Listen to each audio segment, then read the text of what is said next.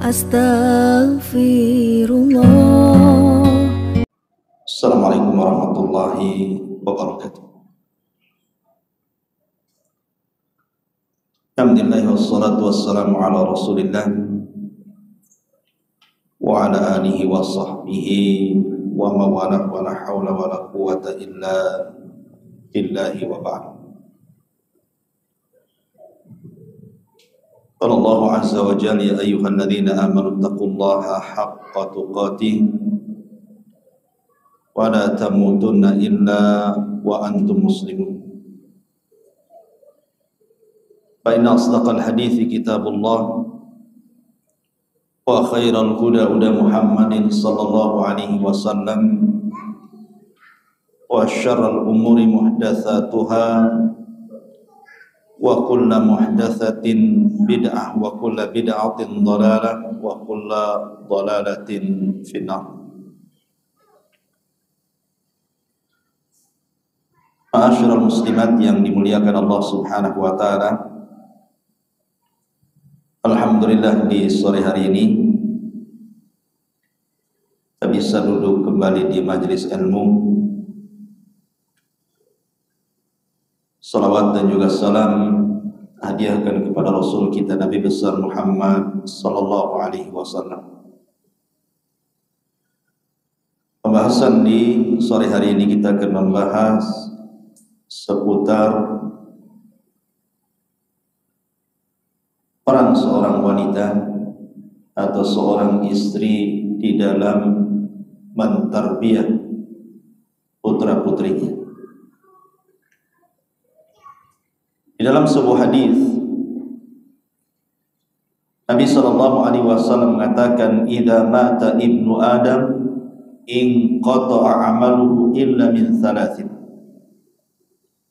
Shadaqatin jariyatin aw 'ilmin yuntafa'u bihi aw waladin salihin yad'u lahu."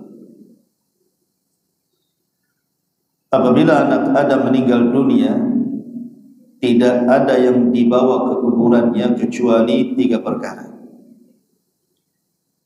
Sedekah yang mengalir, maksudnya wakaf. Ilmu yang diajarkan kemudian bermanfaat untuk diri dan orang lain.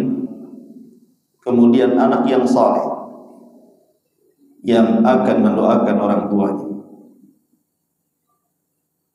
Dari sini kita tahu bahwa anak itu nikmat yang harus disyukuri setiap orang tua. Karena anak sendiri bisa menyelamatkan orang tuanya apabila orang tuanya berhajat pertolongan kelak pada hari kiamat.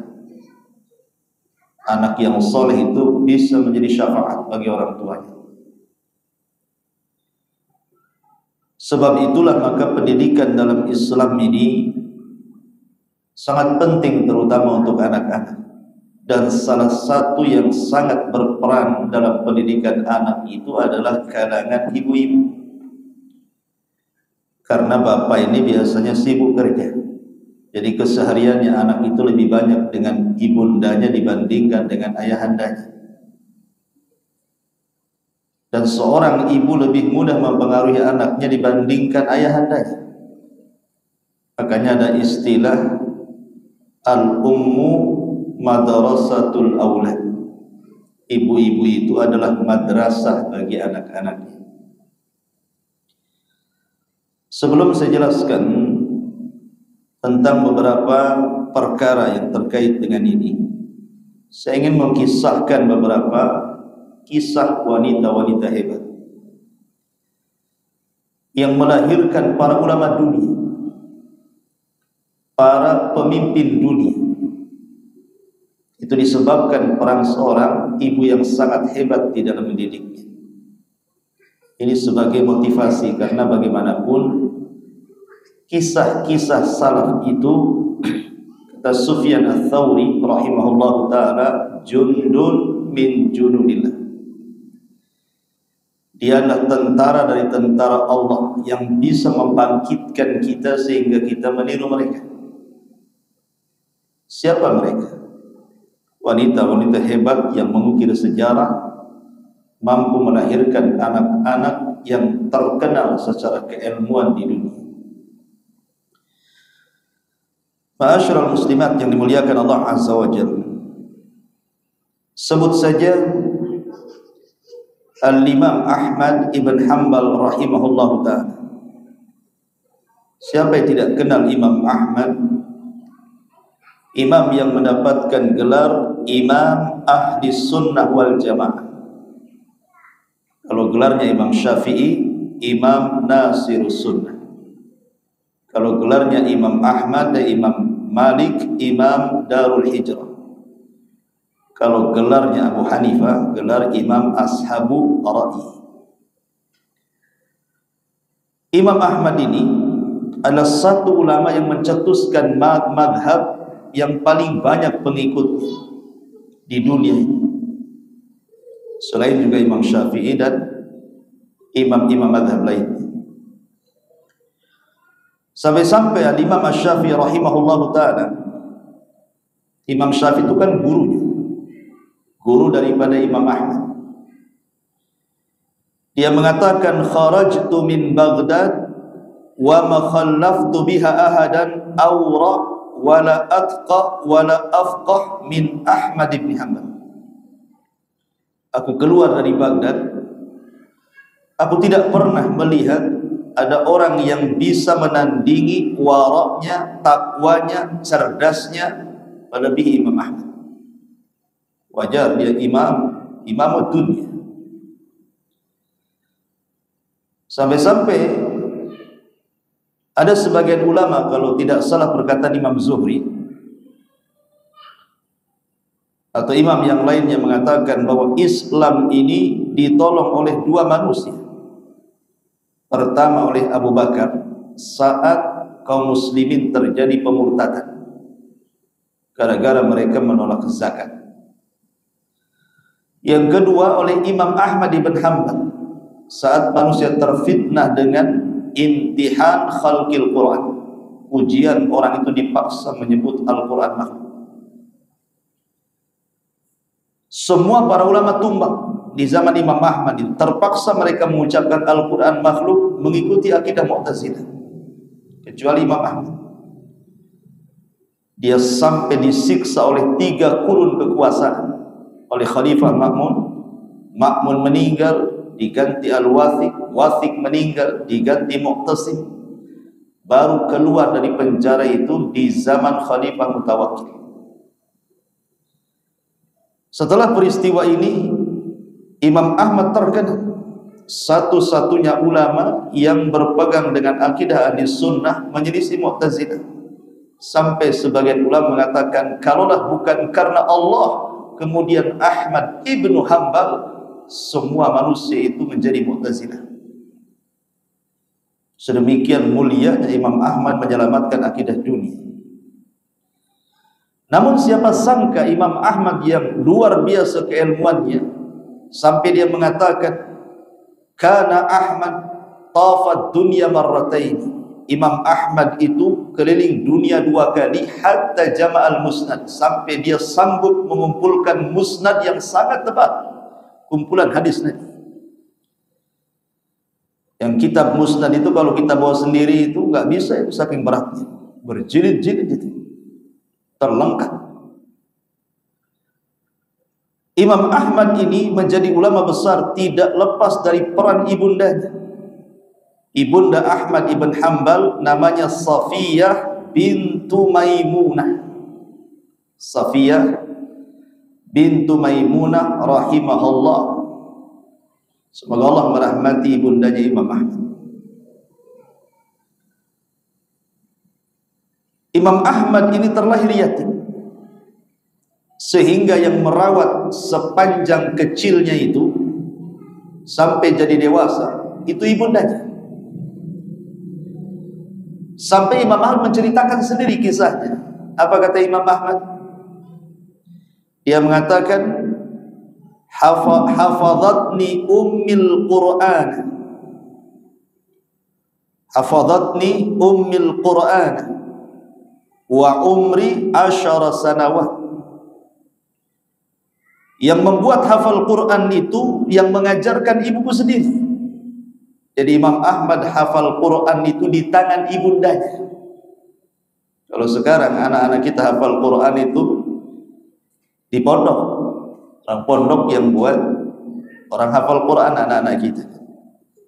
Sedikit sekali di zaman sekarang ini ada ibu mengajarkan anaknya Quran sampai khatam Quran, sampai hafal Quran. Hampir nyaris tidak terdengar.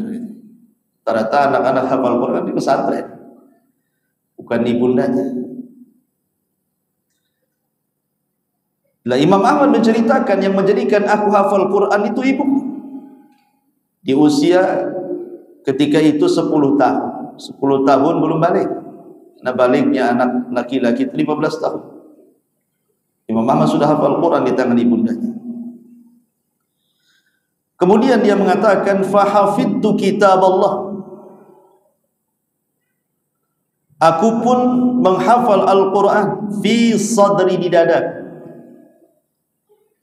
Wa kanat ummi talbasunil libas, dan ibuku selalu memakaikan pakaian yang indah kepadaku. Wa tuqiduni, bahkan selalu membangunkan diriku tengah malam. Wa tahmilil ma qabla salatil fajr, supaya aku tidak kedinginan, ibuku memanaskan air untuk mandi sebelum salat fajar. Wa ana ibnu asyra sanawat, ketika itu aku berusia 10 tahun. Nah, luar biasa. Kira-kira ibu-ibu kayak gini enggak? Anaknya dibangunkan di sepertiga malam, disuruh mandi, siap-siap salat fajar. Saya kira enggak, karena ibunya pun tidak bangun. Bagaimana mau bangunkan anaknya ya? Ibunya pun tidak bangun. Bangunnya itu kalau sudah ada azan. Tapi lihat ibundanya Imam Ahmad itu luar biasa punya hamas, semangat luar biasa mendidik Imam Ahmad ibn Hanbal. Dan ini pahala jariah. Minimalnya lah pula, kalau memang tidak bisa menjadikan anak kita hafal Quran di tangan ibu, surat-surat yang penting saja ibu ajarkan. Seperti Al-Fatihah, itu surat wajib itu. Karena nanti setiap sholat wajib dibaca masalahnya. Jadi kalau bisa Al-Fatihah itu jangan hafal dari guru TK. Kalau bisa ibu yang ngajarkan, supaya ketika dia sholat dan baca Al-Fatihah, ibu dapat pahalanya.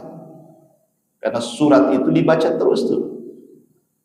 Kalau dia sholat 5 waktu, berarti 17 kali dia baca Al-Fatihah. Belum lagi ditambah sholat sunnahnya lagi, maka akan mengalir pahalanya.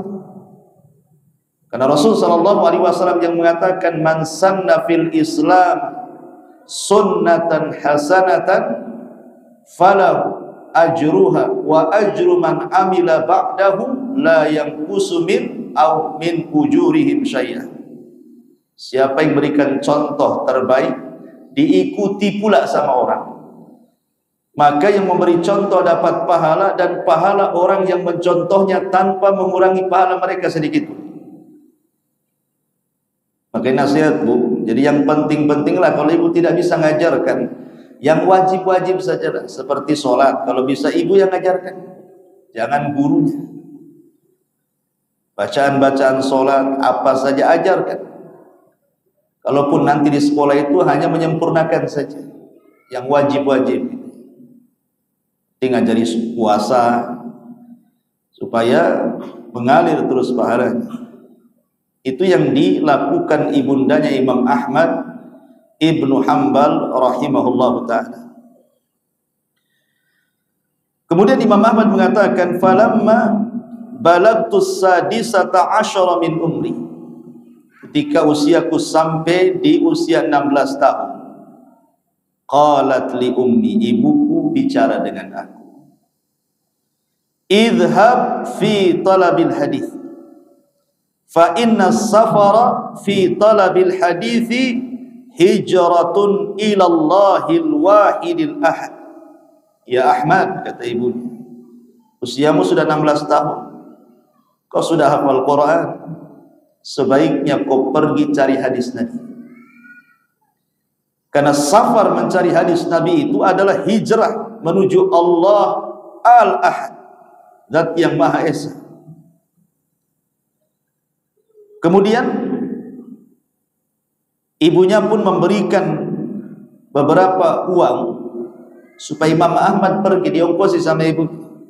Pergi carilah hadis Nabi SAW. Sejak itulah Imam Ahmad dari usia 16 tahun terus keliling dunia, dari satu kota ke kota yang lainnya, dari satu negara ke negara lainnya. Kemana-mana Imam Ahmad itu, ke Mekah, ke Madinah, ke Yaman, ke Basrah, ke Kufah, semua dikelilingi dunia. Jadilah imam ahli sunnah wal jamaah. Dan hebatnya bu, lihat, kalau pendidikan seorang ibu kepada anak itu baik dan sukses, anak itu tidak akan pernah melupakan ibunya. Tidak akan durhaka kepada ibu. Makanya Imam Ahmad ketika kemudian ayahnya kan sudah meninggal lama, ayahnya kan meninggal muda, usia 30 tahun ayahnya meninggal, ibunya di bawah 30 tahun kan usianya. Kemudian dia mendidik Imam Ahmad sampai Imam Ahmad jadi ulama. Kata Imam Ahmad, sampai aku mengakhirkan tidak mau menikah. Kata Imam Ahmad, sampai aku mengakhirkan tidak mau menikah hanya karena ingin berbakti kepada orang tua. Bayangkan, usia dia sudah 40 tahun belum menikah juga. Jika alasannya ditanya, karena aku ingin birrul walidain. Karena kalau orang sudah menikah, sibuk dengan anak istrinya. Itu sebagai bentuk birrul walidain. Makanya ada istilah para ulama itu, kama tadinu tudan.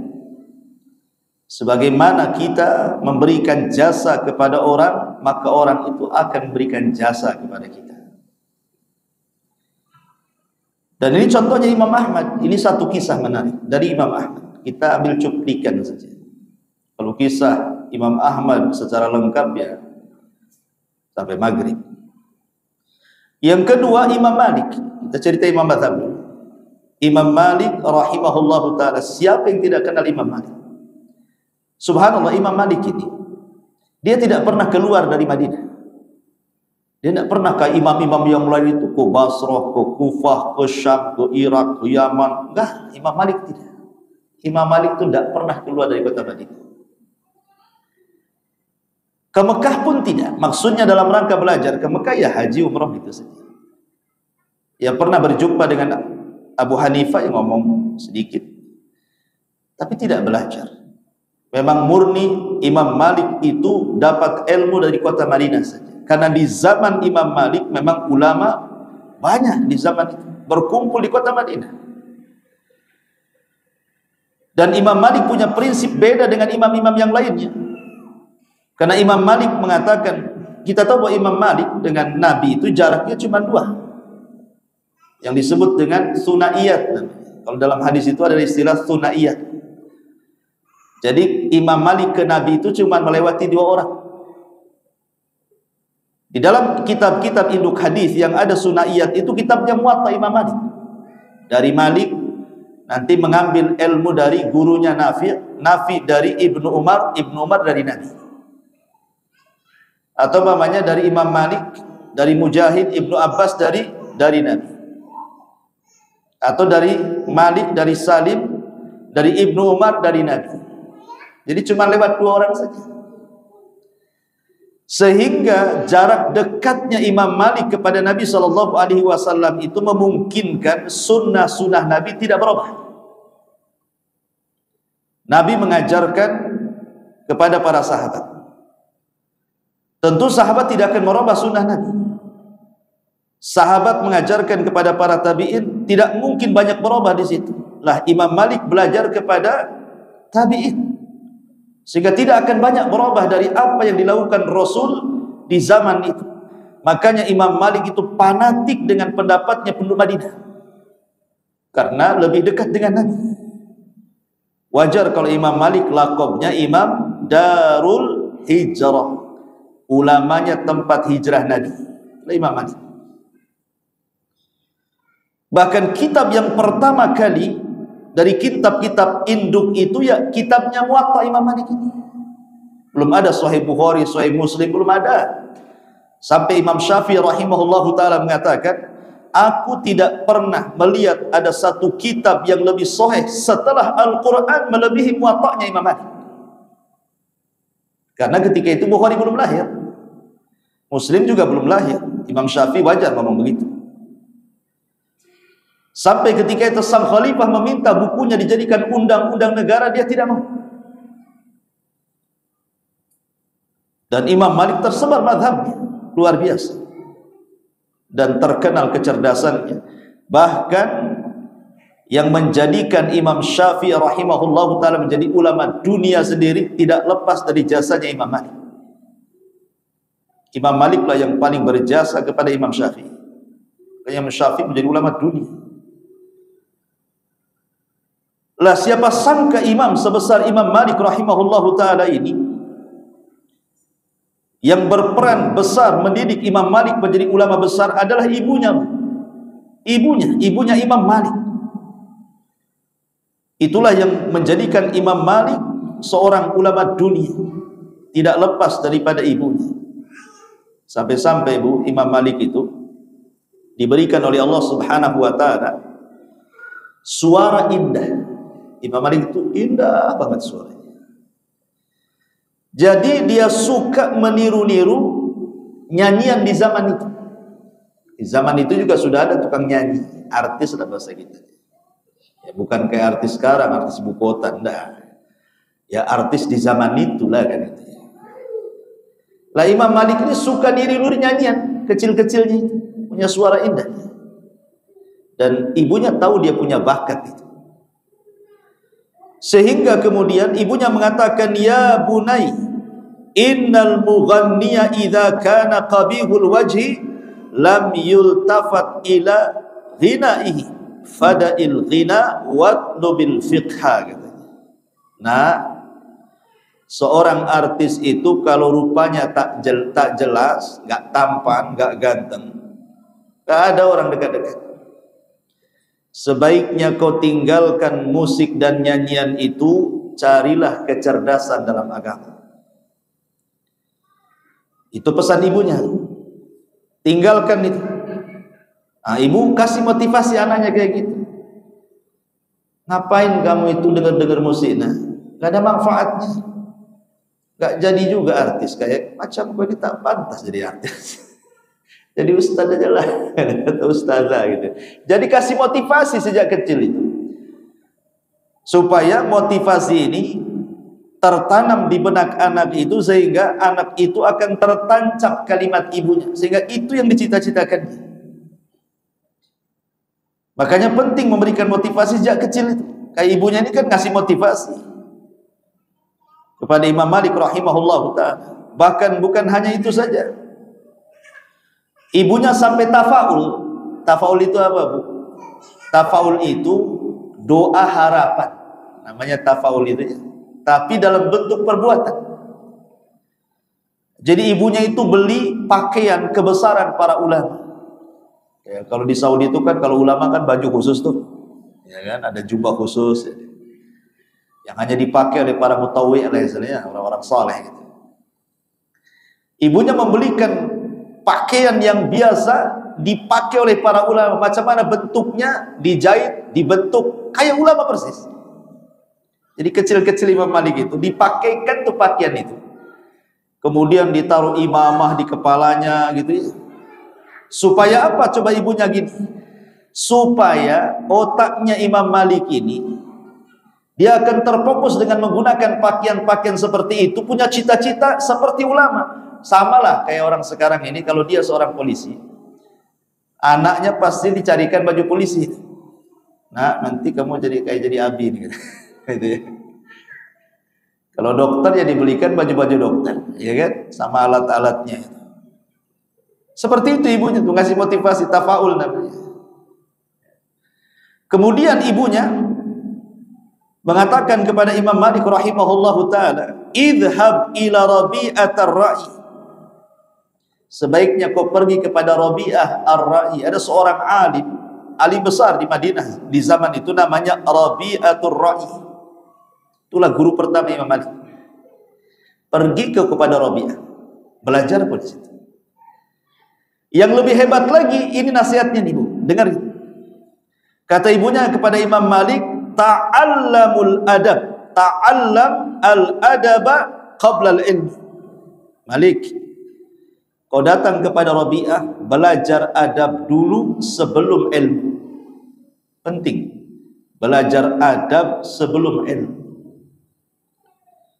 Karena adab dibandingkan dengan ilmu itu 2/3 daripada ilmu. Jadi ilmu itu 1/3 saja sebenarnya. Adab itu 2/3. Karena adab ini kalau terbentuk dalam diri seorang anak, tidak usah disuruh-suruh. Sholat tidak perlu sholat sendiri. Puasa sendiri. Makan dengan tangan kan, makan dengan tangan sendiri. Tidak perlu disuruh-suruh tuh kalau sudah beradab berakhlak.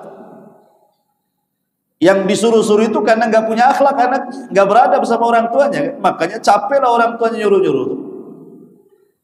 Sehingga kalau 2/3 adab itu sudah tertanam pada anak itu, ibu tidak capek lagi didik anak itu.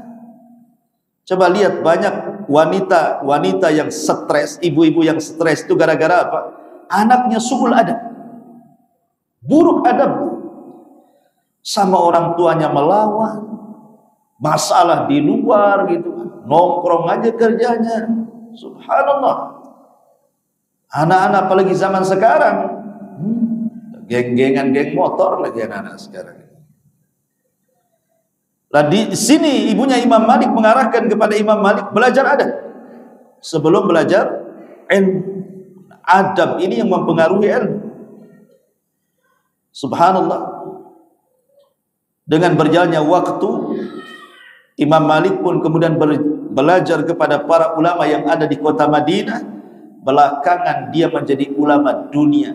Tidak ada satu ulama, ini perkataan penting, tidak ada satu ulama yang ditakuti oleh para penguasa, baik di zaman penguasa Umayyah atau di zaman penguasa Abbasiyah, runtuhnya Bani Umayyah, naiknya Bani Abbasiyah.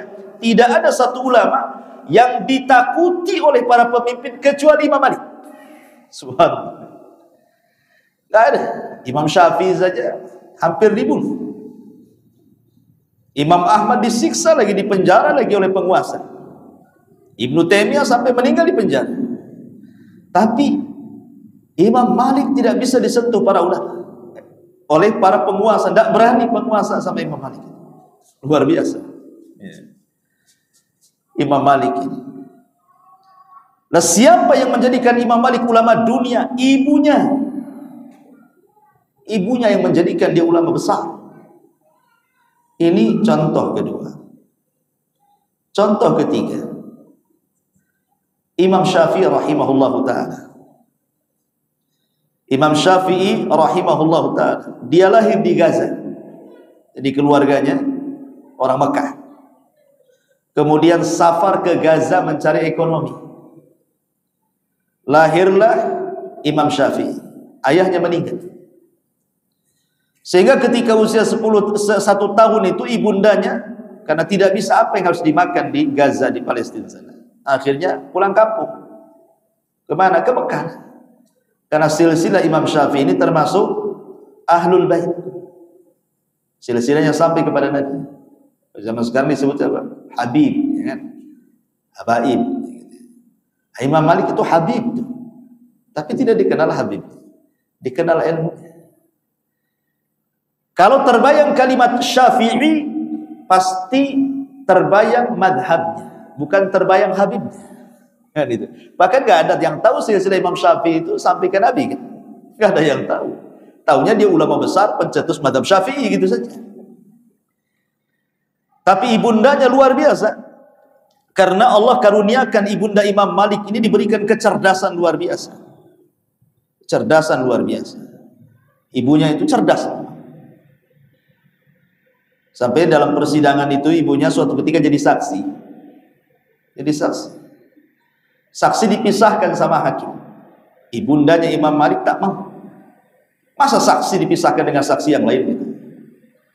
Kan Allah yang mengatakan tidak boleh memisahkan, hendaklah saksi menguatkan saksi yang lainnya. Dan itu Quran yang mengatakan seperti itu. Akhirnya hakimnya kalah debat. Akhirnya ibundanya dibenarkan.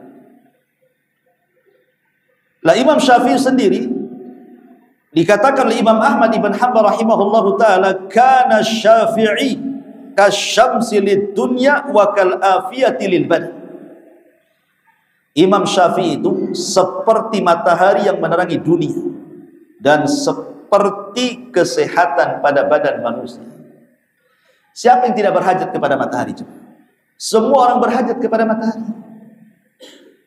Kalau tidak ada matahari, kiamat dunia ini.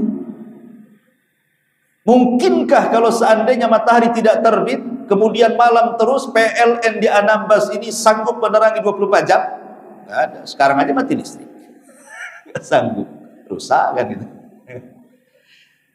Karena ada matahari itu tertolong, makanya siang tidak perlu ada listrik. Nembus ke rumah-rumah, ke gua-gua, ke lorong-lorong, ke hutan-hutan kan itu ya. Satu listrik matahari ini menerangi satu dunia. Itu nikmat dari Allah. Lah Imam Syafi'i itu diibaratkan seperti itu. Artinya semua orang berhajat kepada Imam Syafi'i. Dan Imam Syafi'i seperti kesehatan pada badan. Siapa yang tidak berhajat kepada kesehatan? Orang itu terkadang tidak tahu nikmat sehat kecuali sakit dulu dia. Baru tahunya sehat. Enak kali sehat itu. Kalau sudah sakit gitu, tahu enaknya sehat. Lah Imam Syafi'i diibaratkan kesehatan, semua orang berhajat kepada Imam Syafi'i. Bahkan Imam Syafi'i rahimahullahu ta'ala itu saking sangat berjasa kepada Imam Ahmad. Imam Ahmad itu 40 tahun mendoakan Imam Syafi'i dalam sholatnya. 40 tahun mendoakan Imam Syafi'i. Saking cintanya Imam Ahmad kepada Imam Syafi'i. Lah siapa sangka seorang imam sebesar sekelas Imam Syafi'i yang dikatakan mujaddid hadil ummah. Sebagaimana sabda Nabi SAW, Allah itu setiap 100 tahun akan membangkitkan mujaddid, pembaharui umat ini. 100 tahun pertama Umar bin Abdul Aziz, 100 tahun kedua Muhammad ibn Idris. Maksudnya Muhammad ibn Idris ini Syafi'i. Namanya kan Muhammad ibn Idris. Digelari Syafi'i. Jadi dia adalah pembaharu 100 tahun kedua. Karena dialah yang mencetuskan pertama kali tentang kitab usulul fiqh. Usul fikih itu dialah yang pertama kali mencetuskan dalam kitabnya Ar-Risalah. Lah Imam Syafi'i ini terkenal madhabnya menyebar sampai hari ini tidak mati madhabnya. Negeri kita aja mayoritas Syafi'i. Lah siapa sangka imam secerdas ini yang telah mengubah dunia ini, rupanya tidak lepas dari bimbingan sang ibunda Imam Syafi'i rahimahullah ta'ala, Fatimah Al-Azdiyah. Nama ibundanya Fatimah Al-Azdiyah, wanita cerdas. Ini kisah yang ketiga. Kisah yang keempat, Sufyan Ats-Tsauri. Sufyan Ats-Tsauri ini di atasnya 4 mazhab ya, zaman tadi. Sufyan Ats-Tsauri ini sudah di atas. Dia punya mazhab sebenarnya namanya mazhab Tsauri. Tetapi mazhabnya padam sehingga tidak dikenal karena tidak disebarkan murid-muridnya. Lain dengan Abu Hanifah punya murid-murid, Abu Yusuf dan yang lainnya disebarkan sehingga tersebar mazhabnya. Imam Syafi'i punya murid-murid, kemudian disebarkan fatwa-fatwanya ke dunia sehingga banyak yang bermadzhab Syafi'i. Begitu juga Ahmad dan juga siapa? Malik, Syafi'i, Ahmad, kemudian Abu Hanifah. Itu disebarkan murid-muridnya. Lah Sufyan Ats-Tsauri ini tidak disebarkan murid-muridnya, makanya madhabnya padam. Madhab itu banyak. Madhab Ibn Uyainah, madhab Ats-Tsauri, madhab Auza'i, madhab Zuhri, banyak madhab. Cuman karena padam seiring dengan meninggalnya, mencetusnya, tidak disebarkan fatwa-fatwanya sehingga akhirnya yang tersebar di dunia cuma 4 madhab saja. Yang paling tua Hanafi, di bawahnya Maliki, di bawahnya Syafi'i, dan paling muda Hambali. Lah Imam Syafi'i, Sufyan Ats-Tsauri rahimahullahu taala juga tidak lepas daripada peran ibundanya.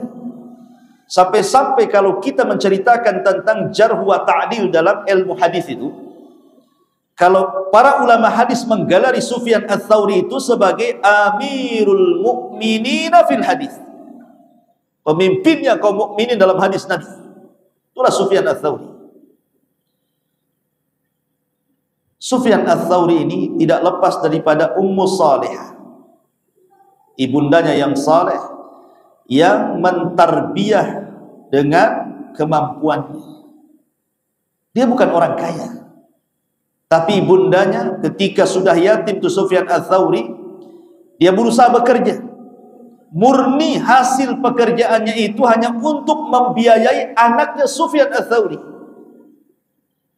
supaya kerja ke sana kemari, supaya belajar ke sana kemari, sampai suatu hari ibundanya mengatakan, "Ya bunay,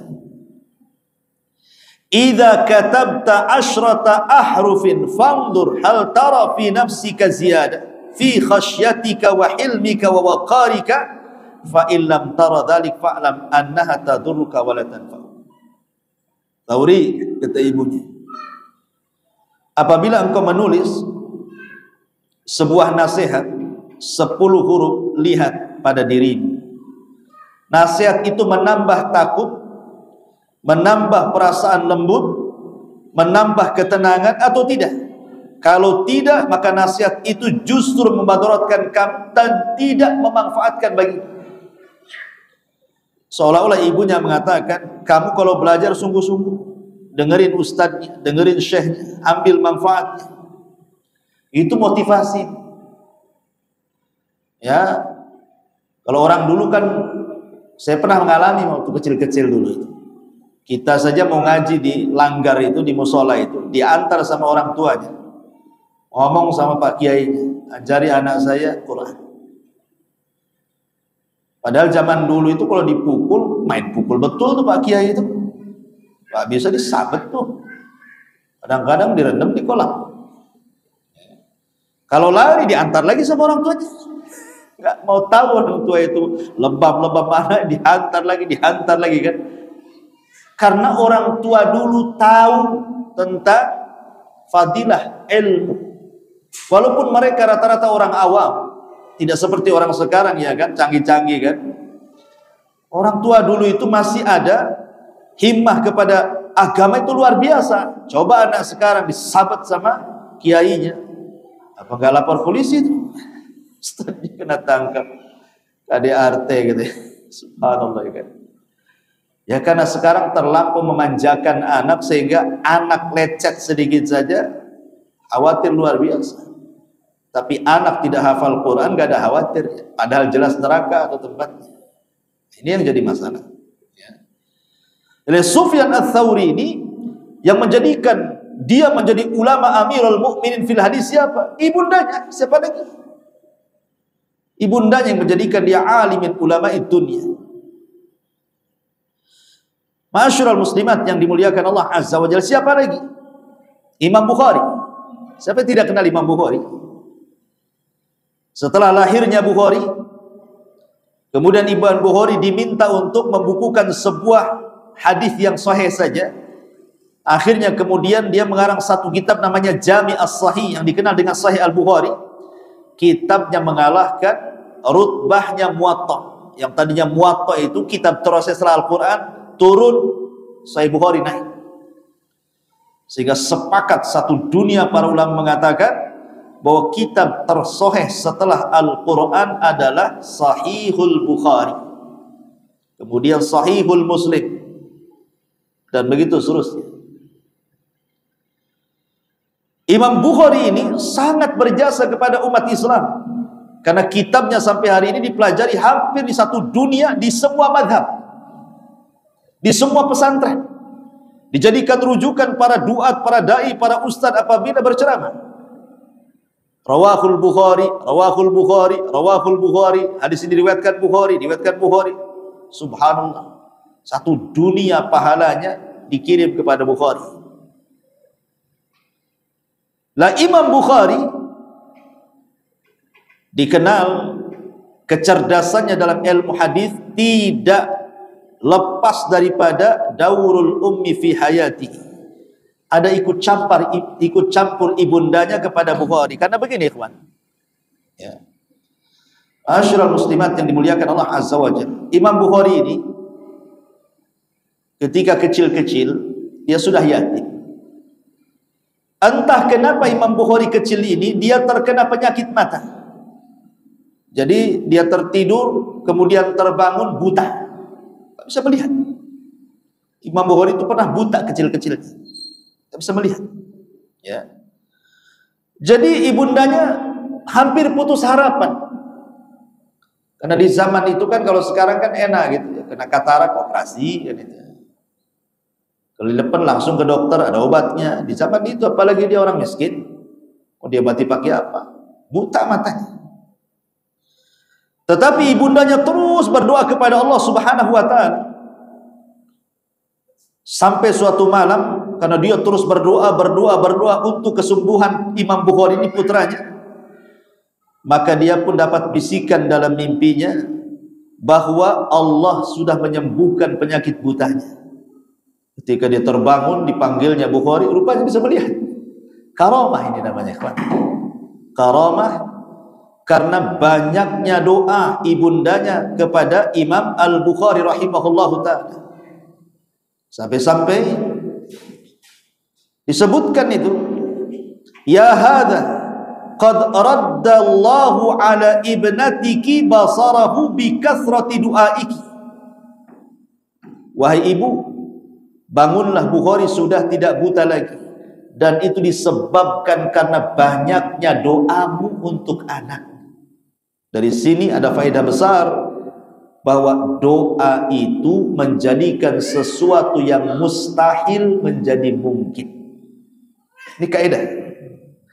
Yang kita anggap mustahil, rupanya bagi Allah mungkin. Mustahil sembuh, rupanya sembuh.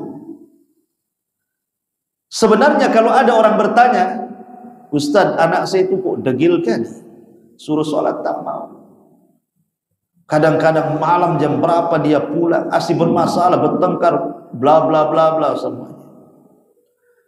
Ya memang saya salah Ustaz, tidak mendidik dari besar. Sekarang saya sudah hijrah, kepengenlah anak saya juga seperti saya. Ini tak mau. Kira-kira apa resepnya gitu bahasanya itu. Sebenarnya resepnya mudah. Banyak-banyak berdoa saja. Doa itu, ulama membahasakan, doa itu sebenarnya adalah ketukan langit. Doa itu adalah ketukan langit. Langit itu kan ada pintunya. Kalau langit itu setiap hari diketuk, terutama pada waktu-waktu yang mustajab doa, sepertiga malam, ketika sujud, di hari Jumat ba'da asar, mustajab doa ketika hujan turun rahmat, berdoa. Kalau setiap hari Bu, langit itu diketuk, tidak mungkin tidak terbuka langit itu. Pasti akan terbuka pintunya, dan Allah akan turunkan rahmatnya. Sebagai analogi, kalau seandainya nih saya musuhan dengan Anda, kemudian Anda datang ke rumah saya, setiap hari ngetuk ke rumah saya, kira-kira dibuka nggak? Pahin orang ini, tak ketuk. Pagi ngetuk, siang ngetuk, malam ngetuk. Ya paling dibuka juga, imam mau marahi dia ataupun mau ngomong ada apa kan gitu ya. Pasti dibuka juga kan, logikanya seperti itu. Ini manusia saja, kadang-kadang kasihan juga dia ngetuk terus, akhirnya dibuka juga. Allah itu lebih kasihan dibandingkan kita. Allah itu lebih arhamur rahimin, lebih kasihan lagi dengan hamba-hambanya. Sifat kasihan Allah itu melekat rahman rahimnya itu. Bukan kayak kita kasihannya sebentar, marahnya lama kan gitu. Gak seperti itu. Kalau hari-hari diketuk pintu langit, mbak, mungkin Allah tidak mengabulkan doa kita. Makanya sederhana, banyak-banyak berdoa saja. Kalau punya anak nakal, na'udzubillah, itu ambillah waktu-waktu setiap malam coba. Sepertiga malam tuh ketuk terus pintu langit itu. Tidak mungkin Allah tidak mengabulkan rahmatnya. Mustahil.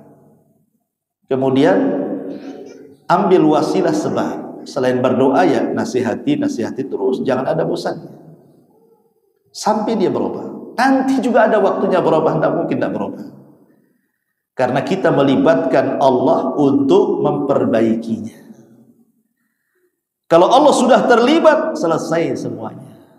Masalah besar sebesar apapun yang dihadapi, kalau Allah ikut campur tangan dalam masalah itu, terurailah masalah. Tidak ada air keruh pasti jernih, tidak ada benang kusut pasti terurai. Yakin itu. Tapi sekecil apapun masalah, kalau Allah tidak campur tangan, jangan harap benang kusut itu bisa terurai. Begitulah, nanti Allah akan cari cara. Dia lebih paham tentang ciptaannya. Seperti di sini ibundanya Imam Syafi'i, ibundanya Imam Bukhari, berdoa untuk kesembuhan anaknya. Akhirnya sembuh. Ya hadza qad raddallahu ala ibnatiki basarahu bi kasrati du'aiki.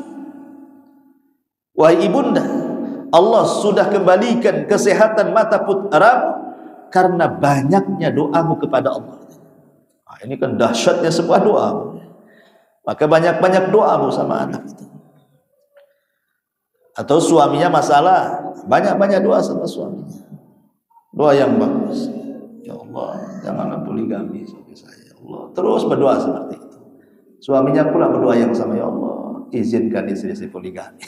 Semana satu yang dikabulkan nih kan. Ma'asyiral muslimat yang dimuliakan Allah Subhanahu wa taala. Ini Al-Imam Al-Bukhari.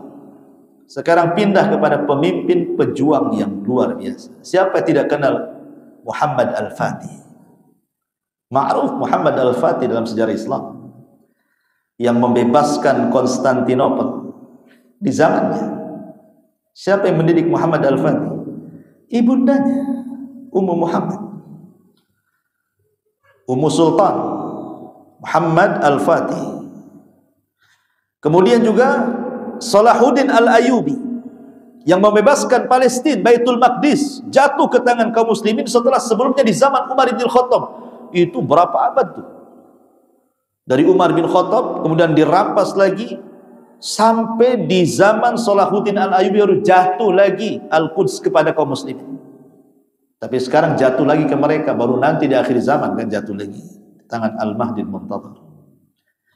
Tapi siapa sangka nih pembebas Al-Quds ini, Muhammad Al-Ayyubi atau Salahuddin Al-Ayyubi, tidak lepas dari didikan ibundanya. Karena dia terlahir yatim.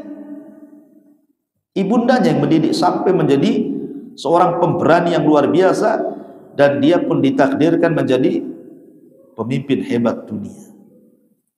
Bahkan yang terkini siapa? Syekh Abdullah ibn Baz. Siapa yang tidak kenal Syekh bin Baz rahimahullah ta'ala? Itu tidak lepas daripada peran ibundanya, karena dia juga yatim. Bahkan dia pun buta, sempat mengalami kebutaan. Tapi Allah Subhanahu wa taala tidak menghalangi kebutaannya untuk menjadi alimin ulama dunia. Karena berapa banyak para ulama yang cacat fisik tapi tidak cacat agama. Seperti Qatadah ibn Di'amah, matanya buta, tangannya tidak bisa digerakkan, kakinya pincang, hidungnya belesek ke dalam. Bayangkan, dia hanya dua modal saja. Belajarnya itu lewat ilmu dan lewat lisan. Buta, cuman mau nulis? Orang buta. Mau nulis tak bisa, tangannya tidak bisa digerakkan, stroke. Kakinya pula pincang. Dia budak hitam, rupa pun tidak punya. Tapi dia masih punya pendengaran dengan lisan. Dia duduk di haram mendengarkan kajian para ulama lewat telinganya saja. Setiap dengar hafal. Ketika seluruh para ulama Mekah meninggal, ilmunya di tangan Qatadah ibn Di'amah. Satu dunia mencari Imam Qatadah, padahal buta, pincang, cacat, modal mendengar dan ngomong saja. Tapi tidak menghalangi kalau Allah idza arada syai'an an yakuna lahu kun fayakun, selesai. Allah sudah mau jadilah. Ma'asyiral muslimat yang dimuliakan Allah Azza wa Jalla, ini para ulama. Kita naik kepada zaman para sahabat sedikitnya. Kita naik sedikit ke zaman para sahabat. Di zaman para sahabat itu ada seorang wanita namanya Ummu Sulaim. Siapa bu? Ummu Sulaim. Ummu Sulaim ini ibunda daripada Anas ibnu Malik. Suaminya kafir. Ya, Malik ibn Nadhr itu kafir, tapi dia sabar dengan suaminya. Ini pendidikan. Suami ibu tak kafir, cuman kurang ajar aja kan bu. Ya bu ya. Suami ibu kan tak kafir, cuman kurang ajar. Kadang-kadang ngomongnya kasar, kadang-kadang main tangan dan begitu seterusnya kan bu ya. Tapi kan suami ibu muslim, suka ke masjid lagi. Kalau Ummu Sulaim ini sabar dengan kekafiran suaminya, masa ibu tidak sabar dengan suaminya? Suami ibu muslim ya, cuman buruk akhlak aja kan gitu. Ini Ummu Sulaim ini dua, buruk agama, buruk pula akhlaknya. Harusnya lebih sabar lagi. Itu kan sahabiyah. Coba saya hidup di zaman sahabiyah, belum tentu juga ibu jadi sahabiyah. Jangan-jangan kita bujah. Jadi ini ada pelajaran bagaimana Ummu Sulaim itu sabarnya kepada suaminya padahal buruk akhlak, buruk agama. Punya anak namanya Anas bin Malik. Kalau nggak ada suaminya, digendong-gendong bayinya itu, Anas bin Malik ditalkinkan, katakan la ilaha illallah Muhammadur Rasulullah. Kalau nggak ada suami itu ditalkin. Suatu hari ketahuan sama suaminya, langsung dimaki-maki. Kau merusak anakku katanya. Maka dia diam. Nanti suaminya pergi, ditalkin lagi. Subhanallah. Dia mencari waktu. Itulah pandainya manajemen rumah tangga. Cari waktu-waktu luang ketika nggak ada suami, dia didik anaknya. Sampai akhirnya suaminya qadarullah safar untuk berniaga, karena kebiasaan orang Mekah kan safar bu ya, ke Syam, ke Yaman untuk berniaga. Allah takdirkan meninggal di tengah jalan. Jadilah dia janda dan anaknya Anas ibn Malik yatim. Datang seorang musyrik kafir namanya Abu Talha. Abu Talha ini musyrik kafir, pengusaha, orang mulia, orang yang sangat baik, cuman kafir musyrik. Tertarik dengan Ummu Sulaim, dia datang kepada Ummu Sulaim. Ya Ummu Sulaim, maukah kau menikah denganku? Kata Ummu Sulaim, ya Abu Talha, satu wanita Quraisy ini, semua wanita Quraisy ini, kalau kau lamar tidak ada yang bisa menolakmu. Kau ganteng, kau gagah, kau kaya, kau dermawan, kau mulia. Apa yang kurang? Kau ini laki-laki sempurna di mata para wanita, tapi bagiku tidak. Ada apa wahai Ummu Sulaim menolak tawaran? Alasanku sederhana, karena kau musyrik, aku seorang mukminah. Itu saja alasannya. Kalau engkau ingin menikah denganku, masuklah kau ke dalam Islam. Itu sebagai maharmu kepadaku. Akhirnya setelah ya namanya orang sudah suka, pengen, akhirnya lembutlah hati Abu Talha ini, datang kepada Rasul, masuk Islam. Maka menikahlah Ummu Sulaim dengan Abu Talha, maharnya Islam. Saya yakin maharnya ibu pasti seperangkat alat sholat. Iya, itu pun kurang sajadahnya. Hanya mukenanya saja. Lihat bagaimana di sini. Ini mahar termul, makanya Anas bangga tuh.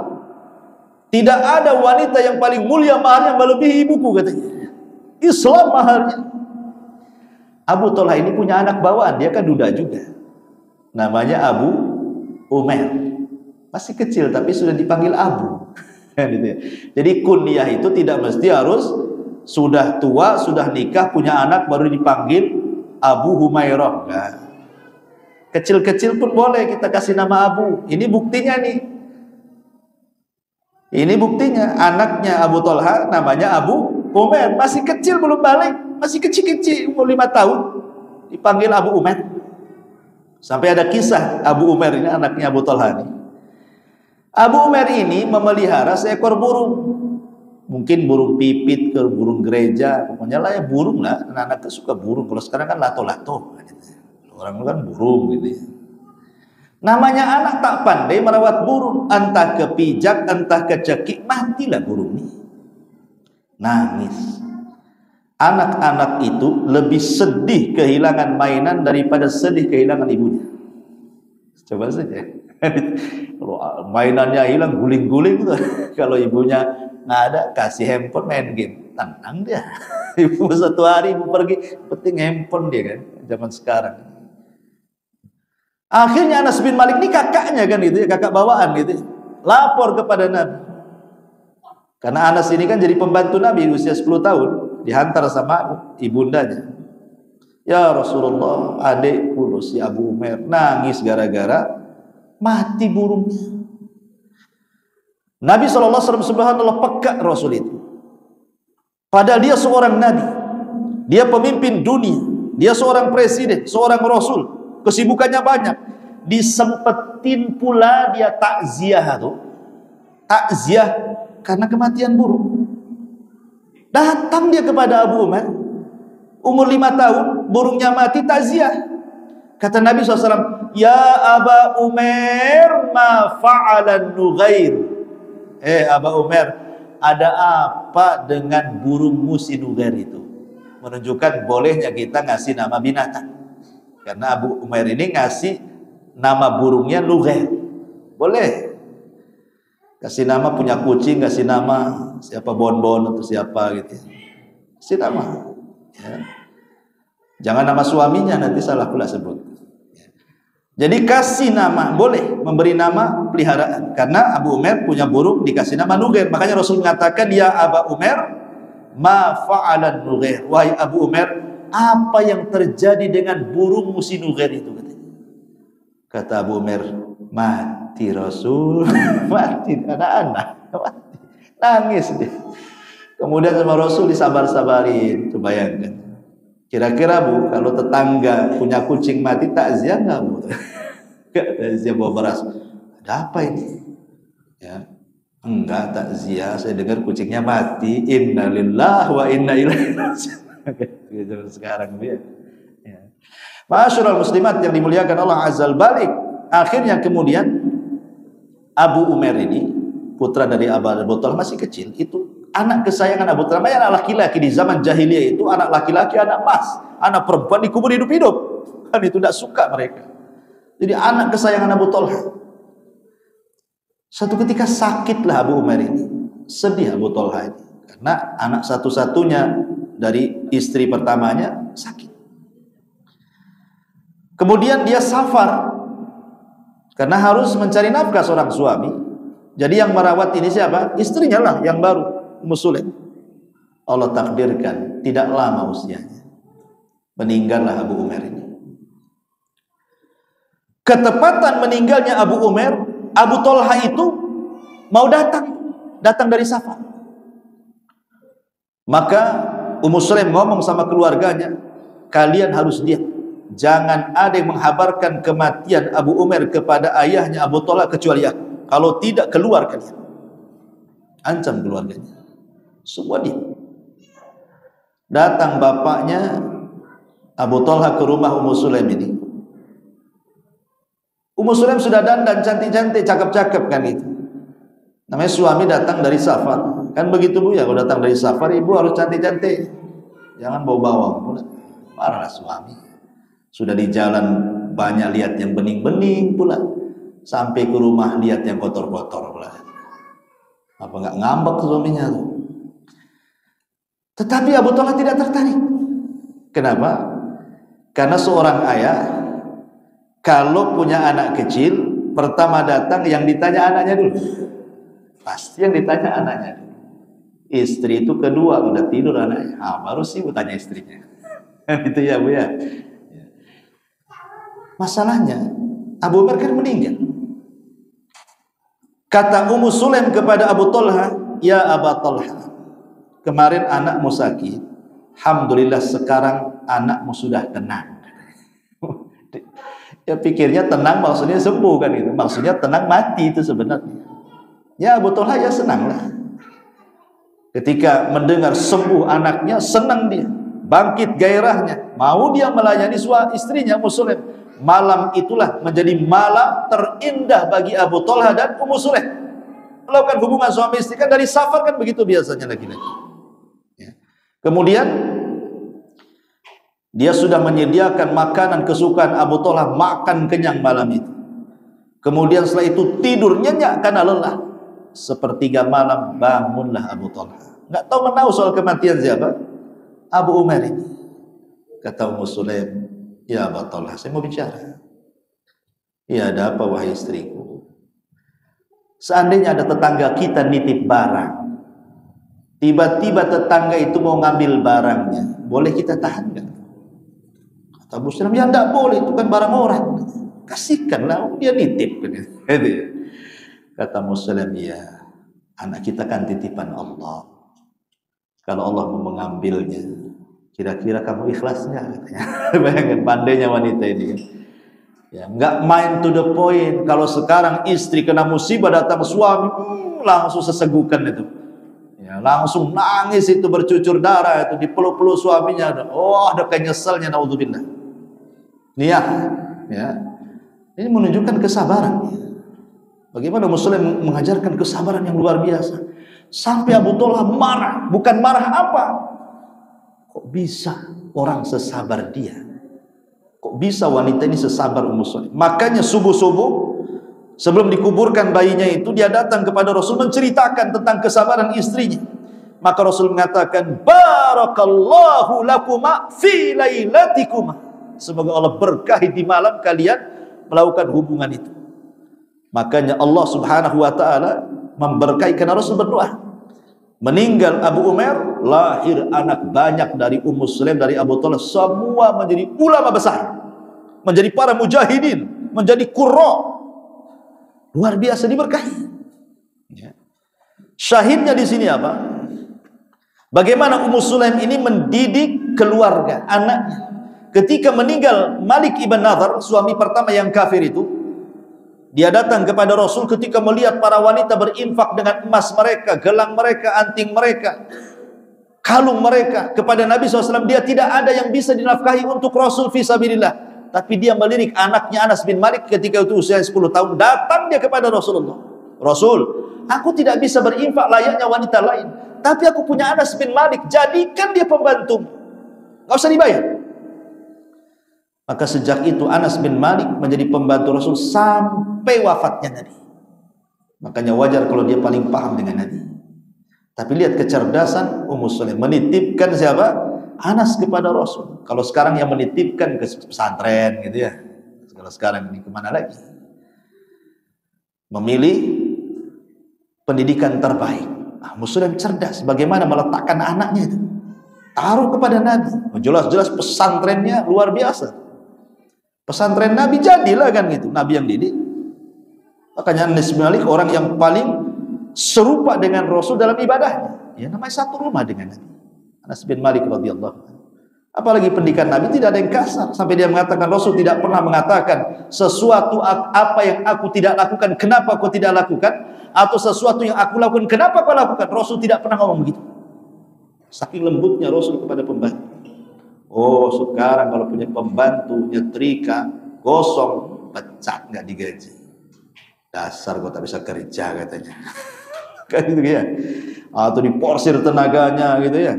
Gaji nggak seberapa, waktu pula dibanyak-banyakin.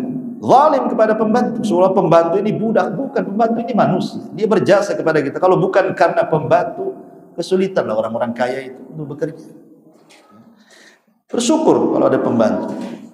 Masyaallah muslimat yang dimuliakan Allah, ini satu kisah dari Ummu Sulaim dan kesabaran yang mendidik anak. Kemudian di sana ada Asma bintu Abi Bakri, menikah dengan Zubair ibn Awam, lahirlah Abdullah ibn Zubair. Dan itulah bayi yang pertama kali lahir dari kalangan muhajirin pasca hijrah Nabi. Tapi dari kalangan orang Ansar, Nu'man ibn Bashir. Bayi yang lahir pertama di pasca hijrahnya Rasul, kalau dari orang Ansar, Nu'man ibn Bashir yang meriwayatkan hadis al-halalu bayyinun wal haramu bayyinun wa bainahuma umur mustabihat. Adapun dari kalangan muhajirin, inilah putranya Asma, cucu Abu Bakar, Abdullah ibn Zubair. Subhanallah. Abdullah ibn Zubair ini dididik sangat keras sama ibunya. Dididik sangat keras. Jadi kalau malam-malam Asma ini ngantar Abdullah ibn Zubair ini, malam-malam suruh kencing itu sengaja disuruh kegelapan, kan belum ada toilet kan, dihantar ke tempat gelap, ditinggalkan, melatih keberanian. Kalau sekarang ibu ini nanamkan ketakutan, jangan keluar nak, banyak setan, takut dengan setan.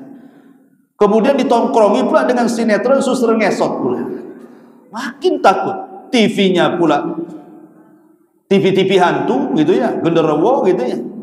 Ketika di alam nyata ditakut-takuti pula dengan setan, sampai besarlah rasa takut itu, akhirnya tertanam.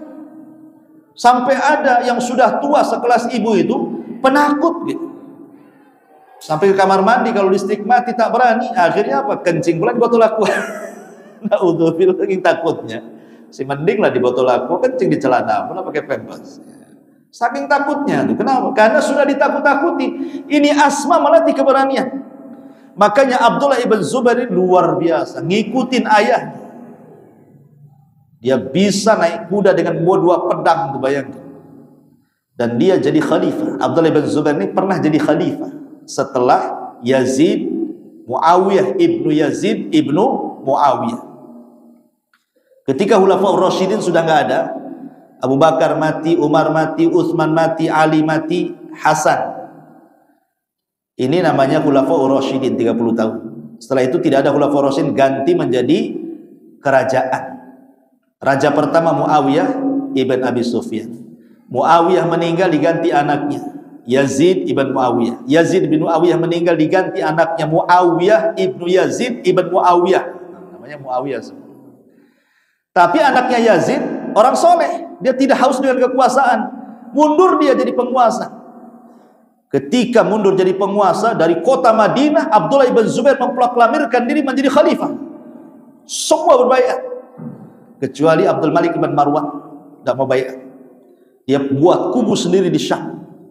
Akhirnya terjadi peperangan Abdul Malik ibn Marwan melawan Abdullah ibn Zubair, dan dia menunjuk seorang jenderal yang sangat zalim, hafal Quran tapi pembunuh, namanya Hajjaj ibn Yusuf Al-Thaqafi. Diserang kota Madinah dan Mekah. Akhirnya banyak sahabat dibantai Hajjaj ibn Yusuf, termasuk Abdullah ibn Zubair, ditangkap, digantung di gerbang Madinah 3 hari 3 malam sampai mati. Ketika dia digantung di gerbang kota Madinah, datang Asma, ibunya sudah tua, putri Abu Bakar, datang kepada anak yang sedang diikat. Kemudian Abdullah ibn Zubair mengatakan, Bu, bagaimana kalau seandainya Hajjaj itu memutilasi diri, memotong kakiku, memutilasi diri? Maka ibundanya mengatakan, nah, kalau ruh sudah keluar, kau mau dicincang bagaimanapun, kau gak akan merasakan sakit. Ya. Rasa sakit di alam itu kan karena ruh di dalam badan, makanya dipukul sedikit sakit. Tapi kalau ruh sudah gak ada di badan, antum mau buntang banting itu badan orang, mau dipotong kecil-kecil kayak bawang, gak akan sakit. Cuman nampaknya sadis gitu saja. Ya sakit, gak ada ruhnya. Ya. Dihibur sama Asma supaya dia jangan sampai ketakutan. Itulah ibu itu menanamkan keberanian sampai di waktu detik-detik matinya kan Abdullah bin Zubair, ibunya mendidik dengan akidah. Makanya penting menanamkan akidah, itu yang pertama ditanamkan Bu kepada anak itu. Ya bunayya la tusyrik billahi inna syirka la dzulmun adzim. Mantap tuh kan. Luqman Hakim ngomong sama anaknya, "Nak, jangan syirik, jangan." Karena syirik itu kezaliman yang sangat besar. Ini ngomong-ngomong 5:30 pula. Ya saudara, sudah 5:30. Mungkin saya yakin ibu yang baru rihlah kecapean juga. Saya tidak tahu ibu ini lagi ngantuk, lagi dengerin ya, mudah-mudahan dengerin ya. Ini saja yang disampaikan. InsyaAllah kita jumpa di lain kesempatan. Subhanallah hamdika, asyhadu an la ilaha illa anta astaghfiruka wa atubu ilaik. Wallahu ta'ala a'lam. Assalamualaikum warahmatullahi wabarakatuh.